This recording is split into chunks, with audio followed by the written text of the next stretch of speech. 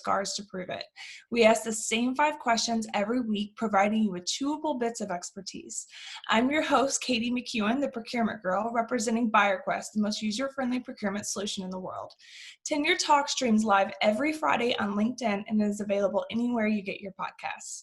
I'm so excited to introduce y'all to our rockstar guest today, Beau Jimmerson.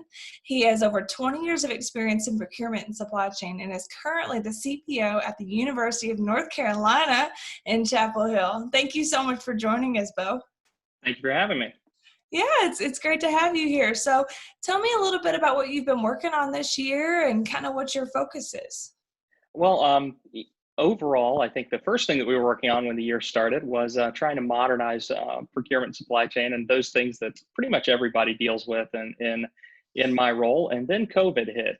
So ever since coronavirus has been out there in the ether, we have definitely worked a ton on securing supplies to continue not only clinical, but operational activities here at the university, including teaching, which our first day of classes will be August 7th. That's awesome. That's awesome. I'm sure everybody's so excited to get back and have a little bit more normalcy. So that's awesome. Congrats. Thank you. It's been a long road. And we were talking earlier, football's starting too. So it's awesome. Lots of stuff going on. Yes, we just got some information from the ACC that is now public and we can share with everybody. But football will be starting back, as all fall sports will be starting back. So a lot of interesting procurements coming out of that, like scanning ticket centers and making sure that you can get in with mobile apps only. So a lot of touch-free stuff that's going on. So I would envision for the next, no matter what sporting event you go to over the next couple of years, your experience, especially walking in the gate, will be vastly different. Oh, yeah, I'm sure. But just to have sports back in our lives is such a blessing. Agreed. So who was that one person that strongly inspired your road to success, Beau? Was it a coach or a mentor or a parent? Yeah, I thought about this a lot, and I think I've really got 3, strangely enough. I think I had a professor in college when I was at Georgia Tech who really pushed me to get outside of the norm. Procurement wasn't really the trendy thing. Everybody wanted to be a consultant and everybody wanted to supply chain just seemed like the art of common sense, right? You need 5 things, go do that. She taught me that supply chain basically, has been involved in winning wars and making sure that materials are available so that people can do new inventions. After that, I had a Navy subcommander as one of my bosses when I was a consultant, and he taught me that sometimes you just have to get it done. It isn't perfect, it isn't right, and I think a lot of people are dealing with that right now. The lifeboat exercise. And last, my vice president that I worked for at Lenovo, he taught me the international supply chain business, top to bottom. I worked in China and Asia exclusively for a while, and then I took over kind of the European theater for procurement and general procurement for Lenovo. And those 3 together, I think those are 3 big lessons. Supply chain's majorly important. You've got to just get it done. It's not going to be perfect. And then last, the international business piece of it was invaluable. Yeah, I love that advice about you just got to get it done. It doesn't have to be perfect. Because isn't that you could translate that to every part of your life. Yeah, it's true. Yeah. So that was a big change from you to going from international supply chain to higher ed procurement in North Carolina.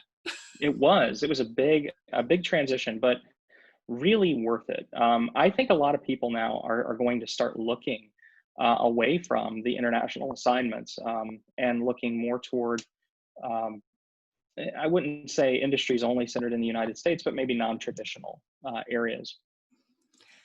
Yeah. Everything, the whole workforce is going to change. And I agree. I think people are going to want to stay closer to home. That makes sense. So what would you say is the most innovative thing that's happening right now in this space? Have you seen anything recently within the last year that's really made you stop and say, yep, that's the future?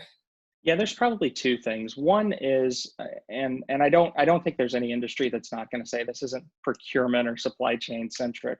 The work from home. Work from home will change not only the style of people, but whom people can go after. um, there may be a giant shift away from cities. You may have a virtual workforce who decides that living on a farm is great, right? We are going to become, and this is just my hunch, we're going to become a workforce that's centered around where people wish to live versus where they have to live. And that's going to open up a lot of maybe jobs that people wouldn't traditionally have in areas of the country that they're not traditionally used to doing that from. This big giant stay-at-home experiment has proven that almost all industries can deliver in some facet for doing that. So figuring out how to adopt in this digitized workspace and figuring out how to make the most of it. There's going to be a lot of people seeking different avenues of employment and different things that they want to do in the future, and I'll be interested to see what it does for us. Yeah, that's a great point. I never thought about, people would actually move to places maybe they've always wanted to live in, Mhm. just so they can continue to keep doing their own job. That's such a great point. So can you tell us one unique thing about you, Beau, that maybe the industry doesn't know about you that might surprise us? um, I, I think my unique thing has always been I have a passion, strangely enough, for general procurement. Most people enjoy especially where it came from, right? People enjoyed, doing the multi-billion dollar deals for, chips for the upcoming year and getting nested contracts. I truly enjoy the oddball and wild procurements. The joke that I use here at UNC all the time is from dead bodies to basketballs, we buy everything in between. And it's true. There is a need to have cadavers for medical labs, right? And you don't think about these things, but if we don't do that, and if we don't do, certain other procurements that you hear about, you don't get the innovation. And there's some things that you just never think happen. And I guess that's the oddball side, is that I really I'm always interested in those things. Like sports in general, I've thoroughly enjoyed, being able to see the sports side of it. What goes on with these negotiations with, ESPNs and all of these things. So I think that's it. I have a passion for sports, and I think in all, I like to see. I guess I'm the kind of guy who sits in the stands and wonders, how did this hot dog get here? Who bought what and how did it arrive? So I think that would be my strange and unique fact. Well, you are well suited for the position that you're in. I can't imagine what it's like to procure dead bodies, but yeah, one day we'll have to circle back on that. I'm sure. I get it. I get asked that a lot. Yeah, it seems like it could be a little precarious, but Yeah. especially right now during COVID. So, so what's one piece of advice you would give to, some folks that are trying to claw up the ranks and maybe achieve some of the success that you've seen in procurement supply chain? One of the things that I have inadvertently stumbled upon, and I mean, it wasn't a goal of mine, was to be very diverse in your procurements.